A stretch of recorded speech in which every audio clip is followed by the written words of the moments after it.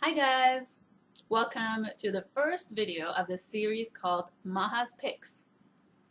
In this series, I will post one video per month where I'll choose three things: one crystal or stone, one aromatherapy essential oil, and one oracle or tarot deck relating to the month. And I'll talk about them a little bit. So for those of us living in the northern hemisphere, we're entering into the season of spring, and you'll probably notice that the days are getting longer, the sun is shining warmer, little flowers are starting to come out, and the birds are singing outside, getting ready for the mating season. Slowly, winter is lifting away as Persephone is descending from the underworld, and Demeter, her mother, is celebrating, and we can feel this energy of happiness and creation and newness with the spring. It's a season of new beginnings. So for my oracle and tarot deck, I've chosen a tarot deck this month, and that's going to be the Babylonian Tarot. Now, the reason I chose this for the month of spring is that this is a tarot deck that I just got like 3 days ago, so it's very new for me, and I don't know anything, unfortunately and sadly, I don't know anything about the mythology of that part of the world, Babylonia, Mesopotamia, and Sumerian part of the world, and it was really difficult to find any decks that had this god and goddesses and mythologies of this part of the world, actually. And I looked really hard to find this, and I was happy to find it. So it's a new deck for me, so I thought it's a good theme for the new month. And also another reason why I chose it is that Persian New Year is on March 20th this year, so it's spring equinox, and as we're going into the astrological sign of Aries, a new calendar year begins for the Persian New Year. And Persia, that part of the world, the ancient mythology of that, even though it's from my own culture and I come from that part of the world, I'm not very familiar with it, because in the West it's very hard to find any information or anything on that part, as you probably know. So I'm going to do a review of this deck once I'm more familiar with it, but here is a kind of a peek at the cards. This one is Emperor. These are the cards that in the major arcana that I like to look at when I get a new deck. This is the Hierophant, Nabu. So each card goes with a myth. This one was Marduk, so a personality from a myth from the Sumerian, Babylonian, Mesopotamian, this part of the world that's very linked. This is the Lovers, Ishtar and Tammuz. See, I've heard of Ishtar and Tammuz, but I'm very much more familiar with Greek mythology, and I love Greek mythology. I always like to bring something of Greek mythology into everything I say and everything I do. This is the moon, and Sin is the persona here. I hope the lighting does justice so you can see. But I will post a video of this, like I said. Chariot, Adad. And when I do a review of this, the quality will be much better. So the colors are beautiful. Strength, Gilgamesh. This is a famous one most of us have heard of. And I love this card, Temperance. This is my card. I always look at this in all tarot decks. Tree of Life. I love the Tree of Life. The Star, another favorite card of mine. Siduri. Major Arcana looks pretty nice too. And the book is really good. It has a lot of information in there.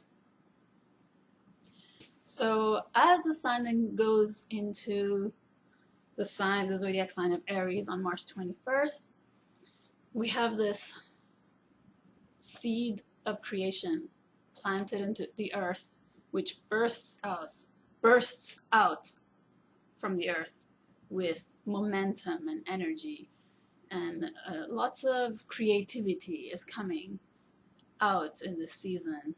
The earth is starting to wake up and things are happening around us. So we feel alive. I'm going to introduce the stone that I've chosen for this month, which is malachite. This is a piece I have here, which is a very gorgeous piece. However, this camera probably doesn't show the detail, so I've taken some photos, which you can look at.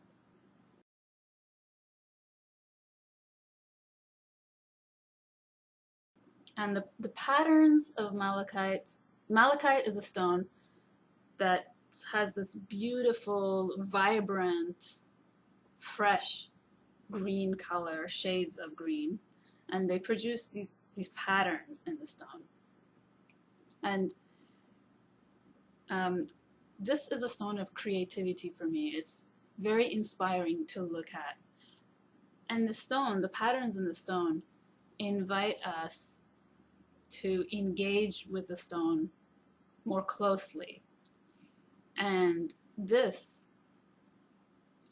activity that's involved in engaging with the stone works with the right hemisphere of the brain, which is the part of our brain in charge of imagination and intuition. So using the stone, it helps creativity. I like to use the stone also when I'm feeling a bit down. This really vibrant green color brings feelings of happiness and joy, which I also associate with spring. So it's like a celebration all happening into a piece of stone. And that happiness and joy, it opens the heart. It's actually a heart chakra stone. Opens the heart for us to appreciate the beauty that's around us and is surrounding us in this beautiful season. Next, I've chosen everlast or Helichrysum Italicum essential oil. It smells divine. Helichrysum is a genus of about 600 species of sunflowers, and Helichrysum Italicum is the one that we use for essential oils. And the name itself, Helichrysum, it comes from Greek helichrys, meaning to turn around, and chrysos is golden.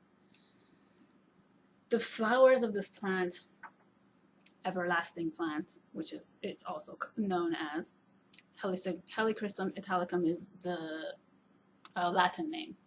And the flowers are little yellow golden flowers that produce this kind of honey-like gentle aroma. Patricia Davis, who is a renowned aromatherapist, in her book called Aromatherapy A to Z, she refers to this oil as honey for the psyche because it lifts the spirits. It has many, many therapeutic qualities. It's very healing for the skin, regenerative. It heals wounds and bruises, and it's good for wrinkles. It's used in anti-aging creams. It's an oil which, like lavender, best comes out when it's mixed with other oils. It's called synergistic. That term synergistic in aromatherapy means when you blend one oil with other oils, the therapeutic qualities are better. They're more restored. You see better results. So it's great for the skin. It's used for so many different things. If you look it up, it's an anti-inflammatory oil, so you can use it for arthritis or muscle soreness. It's anti-spasmodic, antidepressant. It's a very gentle oil, so it's good for sensitive skin. It's non-toxic, non-allergenic, and a calming, very calming oil. You can use it for meditation. It's actually a third eye chakra essential oil.